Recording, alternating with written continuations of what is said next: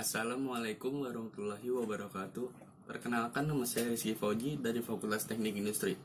Saya akan mempresentasikan Pancasila sebagai dasar pengembangan ilmu. Pendahuluan. Daftar isi pendahuluan, eksistensi ilmu pengetahuan dan prinsip-prinsip berpikir ilmiah. Pancasila sebagai paradigma pengembangan ilmu. Paradigma Pancasila sebagai dasar strategi pengembangan ilmu. Sejarah singkat Pancasila sebagai dasar pengembangan ilmu. Dinamika dan tantangan Pancasila sebagai dasar pengembangan ilmu. Yang pertama, pendahuluan. Pengembangan ilmu pengetahuan dan teknologi iptek dewasa ini mencapai kemajuan pesat sehingga peradaban Indonesia mengalami perubahan pesat pula.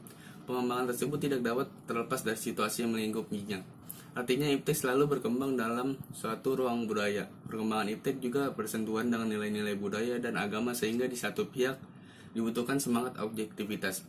Di pihak lain, iptek perlu mempertimbangkan nilai-nilai budaya dan agama dalam mengembangannya agar tidak merugikan umat manusia. Yang pertama, eksistensi ilmu pengetahuan dan prinsip-prinsip berpikir ilmiah. Eksistensi ilmu pengetahuan, lahirnya ilmu pengetahuan sains menandai lahirnya peradaban modern yang serba struktur measurable. Perkembangan tersebut kemudian diikuti dengan kecenderungan memposisikan ilmu pengetahuan secara parsial antara hakikat, proses, dan nilai guna, ontologi, epistemologi, dan aksiologi. Hal tersebut mendasari berbagai keberhasilan dan keterbatasan ilmu pengetahuan. Ketika ilmu pengetahuan hanya dilihat dari ontologisnya, maka kemudian muncul pernyataan ilmu pengetahuan bebas nilai. Dalam rangka misi penyelamatan peradaban Indonesia, para ilmuwan menempatkan ilmu pengetahuan sebagai pencerahan untuk menyejahterakan. Perkembangan ilmu pengetahuan tidak hanya sebagai sarana kehidupan manusia, tetapi sudah tersubstansialkan menjadi bagian dari harga diri prestik dan mitos bangsa. Dalam kedudukannya yang substansif, iptek telah menyentuh semua nilai kehidupan secara ekstensif dan dapat mengubah budaya secara intensif. Fenomena perubahan tersebut tercermin dalam masyarakat yang sedang mengalami masa transisi, yaitu yang pertama, masa transisi masyarakat berbudaya agraris tradisional menuju masyarakat dengan budaya industri modern. Yang kedua, masa transisi budaya etnis kedaerahan menuju budaya nasional kebangsaan. Yang ketiga, masa transisi budaya nasional kebangsaan menuju budaya global mondial. Yang keempat, batas-batas sempit menjadi terbuka, eklektis, namun tetap mentoleransi adanya pluriformitas sebagaimana digerakkan oleh paham postmodernisme. Prinsip-prinsip berpikir ilmiah. Adapun beberapa prinsip cara berpikir secara ilmiah, yaitu yang pertama, berpikir secara objektif, yaitu dengan cara memandang masalah apa adanya terlepas dari faktor subjektif, misalnya faktor perasaan, keinginan, emosi, keyakinan. Berpikir secara rasional, yaitu dengan cara menggunakan akal sehat yang dapat dipahami dan diterima oleh orang lain. Mencoba melepaskan unsur perasaan, emosi, sistem keyakinan. Berpikir secara logis, yaitu dengan cara menggunakan logika, tidak mengandung unsur kepemikiran yang kontradiktif, selalu rasional. Berpikir secara ontologis, yaitu dengan cara menggunakan metode keilmuan yang khas dalam setiap berpikir dan bertindak, misal induktif, deduktif, sintesis, hermeneutik, intuitif. Berpikir secara sintesis, yaitu dengan cara berpikir dan bertindak menggunakan tahapan, langkah, prioritas yang jelas dan saling terkait satu sama lain secara memiliki target dan arah tujuan. Pancasila sebagai paradigma pengembangan ilmu. Konsep Pancasila sebagai dasar pengembangan ilmu. Pancasila sebagai dasar nilai pengembangan ilmu dapat mengacu pada beberapa jenis pemahaman. Pertama, setiap ilmu pengetahuan dan teknologi iptek yang dikembangkan di Indonesia tidak ketertentangan dengan nilai-nilai terkandung dalam Pancasila. Kedua, setiap iptek yang dikembangkan di Indonesia harus menyertakan nilai Pancasila sebagai faktor internal pengembangan iptek itu sendiri. Ketiga, nilai-nilai Pancasila berperan sebagai rambu normatif bagi pengembangan iptek di Indonesia. Artinya mampu mengendalikan iptek agar tidak keluar dari cara berpikir dan cara bertindak bangsa Indonesia.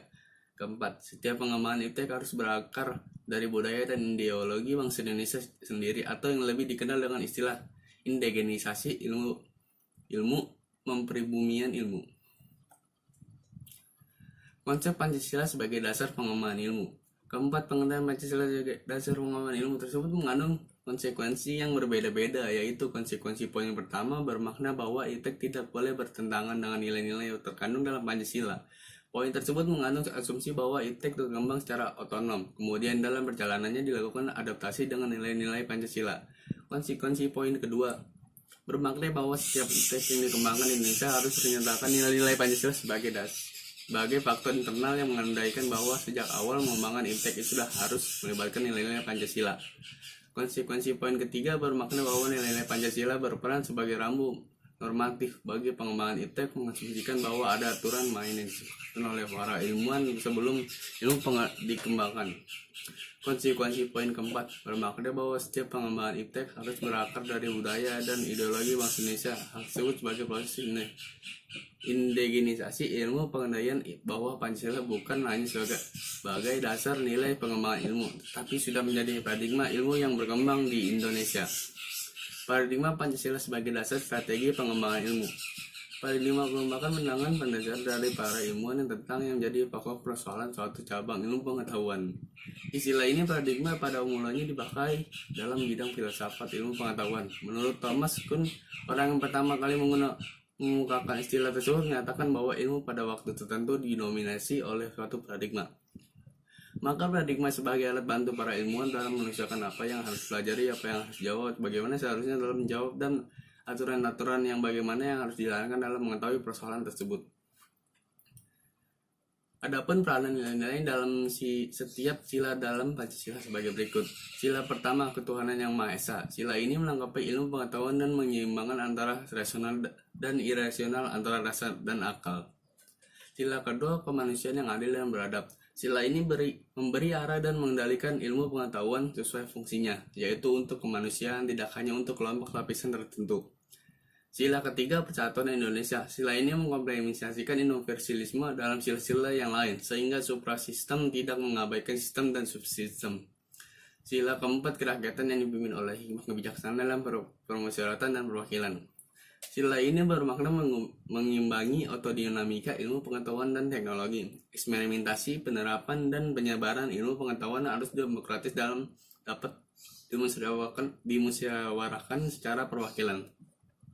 Sejak dari kebijakan penelitian sampai penerapan massal. Sila kelima, keadilan sosial bagi seluruh rakyat Indonesia. Sila ini menekankan 3 keadilan yang disebut oleh Aristoteles, yaitu keadilan distributif, keadilan kontributif, dan keadilan komutatif. Keadilan sosial juga menjaga keseimbangan antara kepentingan individu dan masyarakat, karena kepentingan individu tidak boleh terinjak oleh kepentingan semua. Sejarah singkat Pancasila sebagai dasar pengembangan ilmu. Aspek historis sejarah Pancasila sebagai dasar pengembangan ilmu belum banyak dibicarakan di awal kemerdekaan. Hal tersebut dikarenakan para pendiri negara, cerdik cendekia, intelektual bangsa Indonesia pada masa itu mencurahkan tenaga dan pemikiran untuk membangun bangsa dan negara. Aspek sosiologis Pancasila sebagai dasar nilai pengembangan iptek dapat ditemukan pada sikap masyarakat yang sangat memperhatikan dimensi ketuhanan dan kemanusiaan. Ketika iptek tidak sejalan dengan nilai ketuhanan dan kemanusiaan, biasanya akan terjadi penolakan. Contoh dari hal tersebut seperti teknologi digunakan untuk menyakiti sesama manusia, seperti peperangan dan pengoboman. Ilmu pengetahuan juga dapat menyebabkan kerusakan alam, cybercrime, yang merupakan aktivitas kejahatan dengan menggunakan jaringan komputer menjadi alat untuk perdagangan obat-obatan ilegal, menyebar isu sara, pesan hoax, pornografi, dan lain-lain. Menggunakan teknologi secara berlebihan sehingga tidak mengenal waktu, tempat, dan keadaan, merasa tidak bisa hidup tanpa teknologi. Yang ketiga, aspek politis. Aspek politis Pancasila sebagai dasar nilai pengembangan ilmu di Indonesia dapat dirunut ke dalam berbagai kebijakan yang dilakukan oleh para penyelenggara negara, diantaranya dokumen masa Orde Lama, dokumen Orde Baru, dokumen masa Reformasi.